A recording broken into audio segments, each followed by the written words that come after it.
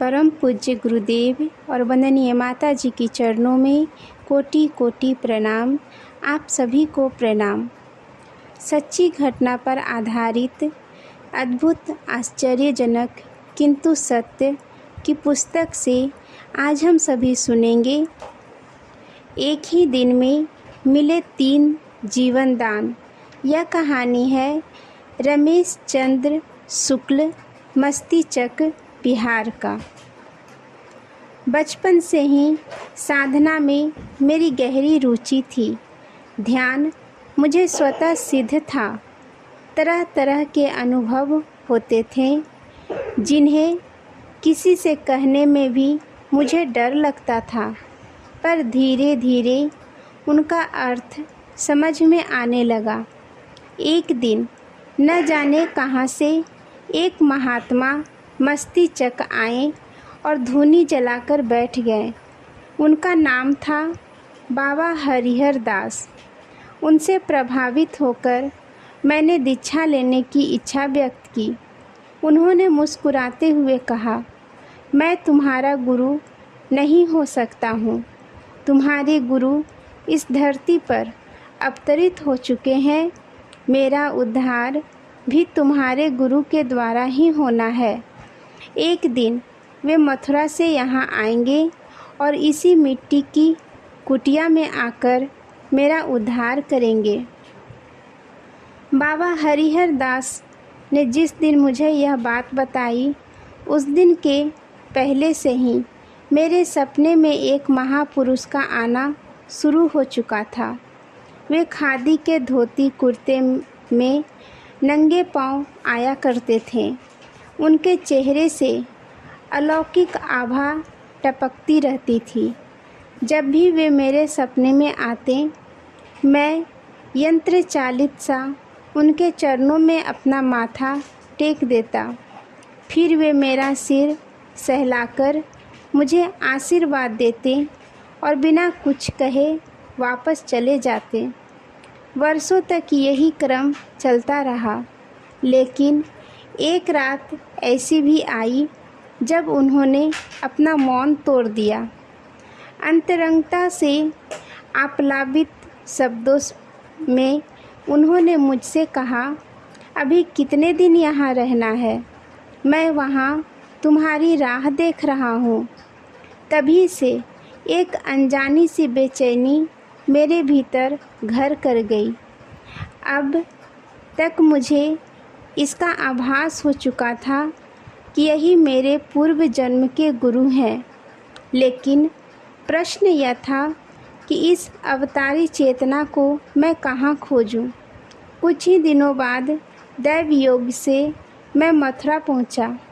वहीं पर मुझे मिले बार बार मेरे सपने में आने वाले मेरे परम पूज्य गुरुदेव युग ऋषि श्री राम शर्मा आचार्य।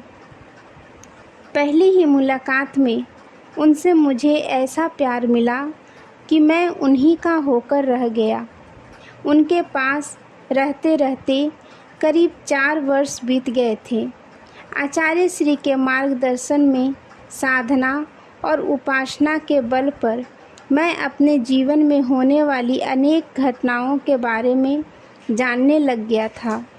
इसी क्रम में एक दिन मुझे अपनी मृत्यु के समय का ज्ञान हो गया। तब मैंने पूज्य गुरुदेव से कहा, इस शरीर से आपकी सेवा अगले 3-4 महीने तक ही हो सकेगी। गुरुदेव ने पूछा, ऐसा क्यों? मैंने मुस्कुराते हुए कहा, मेरी मृत्यु होने वाली है। मरने के बाद भूत बनकर शायद आपकी सेवा कर सकूं, पर इस शरीर से तो सेवा नहीं हो पाएगी। जवाब में पूज्य गुरुदेव भी मुस्कुराने लगे। उन्होंने कहा, तुम्हें इसी शरीर से मेरा काम करना है। कुछ दिन और बीत गए। मृत्यु को कुछ और करीब आया जानकर मैंने पूज्य गुरुदेव के सामने फिर से यही बात दोहराई। गुरुदेव झल्ला उठे। उन्होंने डपकते हुए पूछा, अच्छा बताओ, तेरी मृत्यु कैसे होगी? मैंने कहा, आज से ठीक 2 महीने बाद मुझे एक सांप काट लेगा और उसी से मेरी मृत्यु हो जाएगी। मेरी बात सुनकर उनकी झल्लाहट कुछ और बढ़ गई। उन्होंने कहा, तू अपना काम करता चल, मरने की बकवास छोड़ दे। मुझे लगा कि गुरुदेव का इशारा शरीर की नश्वरता की ओर है। मैं भी करीब आती हुई मौत को भूलकर अपने काम में मग्न हो गया। महीने 1.5 महीने बाद तो मैं इस बात को पूरी तरह से भूल गया था कि मौत मेरी तरफ तेज़ी से बढ़ती आ रही है। आखिरकार वह दिन भी आ ही गया जिसे नियति ने मेरी मृत्यु के लिए निर्धारित कर रखा था। सुबह के समय मैं शरण जी तथा 2-3 अन्य परिजनों के साथ नीम के पेड़ के नीचे बैठा था। गुरुदेव सामने के कमरे में थे। हम सब उनके बाहर निकलने का ही इंतज़ार कर रहे थे। समय बीतता जा रहा था पर वे बाहर निकलने का नाम नहीं ले रहे थे। विलम्ब होता देख मैं उधर जाने को सोच ही रहा था कि अचानक पेड़ से एक भयंकर विषधर सर्प मेरे सिर पर गिरा। उसी क्षण मुझे अपनी ध्यानावस्था में देखा हुआ दृश्य याद आ गया कि आज मुझे मृत्यु से कोई नहीं बचा सकता। पर आचार्य, उस काले सांप का फन मेरी आँखों के आगे नाच रहा था। उस काले सांप ने 2-3 बार अपने फन से मेरे सिर पर और छाती पर प्रहार किया, पर काट नहीं सका। ऐसा लगा कि किसी ने उसके फन को नाथ कर रख दिया है। अपने जीवन में समय को पूरी तरह से साध लेने वाले मेरे गुरुदेव समय के बीत जाने पर भी आज कमरे से बाहर क्यों नहीं निकले? यह बात अब मेरी समझ में आ चुकी थी। डसने की कोशिश में असफल हुआ वह सांप धीरे धीरे मेरे शरीर पर से सरकता हुआ नीचे आ गया। अब तक वहाँ कुछ और लोग भी जमा हो गए थे। सब ने मिलकर उस सांप को मार दिया। तब तक वहाँ इस बात को लेकर कोहराम मच गया कि शुक्ला जी को सांप ने काट खाया है। गुरुदेव अपने कमरे से निकले। इन सारी बातों से अनजान बनते हुए उन्होंने पूछा, क्या हुआ शुक्ला? मैंने मरे हुए सांप को दिखाते हुए कहा, यह सर्प मेरा काल बनकर आया था। लगता है मैं बच गया। गुरुदेव ने गंभीर स्वर में कहा, इस सर्प को मारना नहीं चाहिए था। किसने मारा? किसी ने मुंह नहीं खोला। सभी सिर झुकाए खड़े रहे। वातावरण को सहज बनाने के लिए गुरुदेव बोले, खैर जाने दो, स्नान कर लो। पूज्यवर की शक्ति सामर्थ्य से अभिभूत होकर मैं स्नान करने के लिए चल पड़ा। उस दिन भी रोज के भांति ही दोपहर के बाद वाले कार्यक्रम में परम वंदनीय माता जी के गायन में मुझे तबले पर संगत करनी थी। मंच पर सारी व्यवस्था हो चुकी थी। तबला, हारमोनियम रखे जा चुके थे। माता जी के लिए माइक सेट करना था। जैसे ही मैंने माइक को पकड़कर उठाना चाहा, मेरा हाथ माइक से चिपक गया। माइक में 240 वोल्ट का करंट दौड़ रहा था। अपनी पूरी ताकत लगाकर मैंने हाथ झटकना चाहा, पर झटक नहीं सका।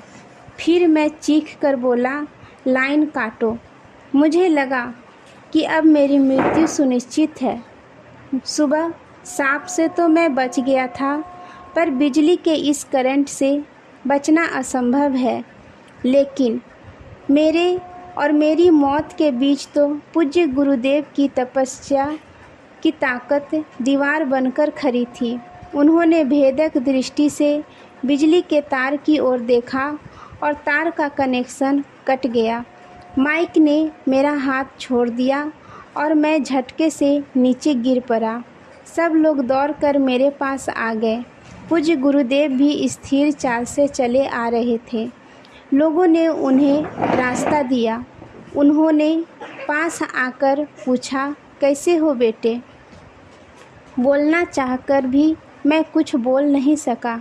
ऐसा लग रहा था जैसे पूरे शरीर को लकवा मार गया हो।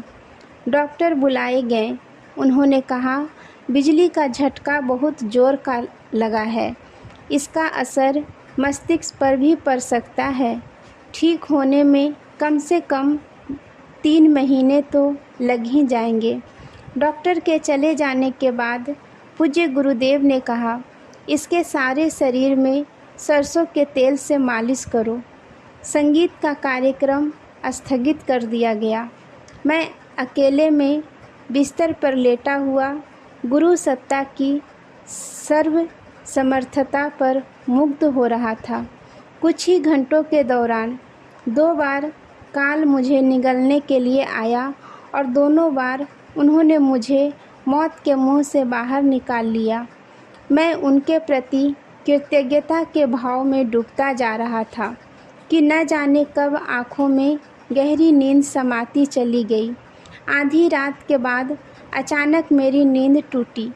ऐसा लगा कि कोई मेरी छाती पर बैठकर मुझे जान से मारने की कोशिश कर रहा है और मैं अब कुछ ही क्षणों का मेहमान हूँ। एक ही दिन में तीसरी बार मैं अपनी मृत्यु को करीब से देख रहा था। दोपहर बाद के बिजली के झटके ने मेरी सारी ताकत पहले ही निचोड़ ली थी, इसलिए चाहकर भी मैं कोई प्रतिकार नहीं कर सका। जब मुझे लगा कि अगली कोई भी सांस मेरी अंतिम सांस साबित हो सकती है, तो मेरे मुंह से सिर्फ 2 ही शब्द निकले, हे गुरुदेव।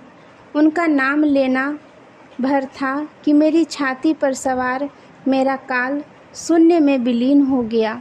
इस प्रकार परम पूज्य गुरुदेव ने विधि के विधान को चुनौती देकर एक ही दिन में 3 बार मुझे नया जीवन दान दिया।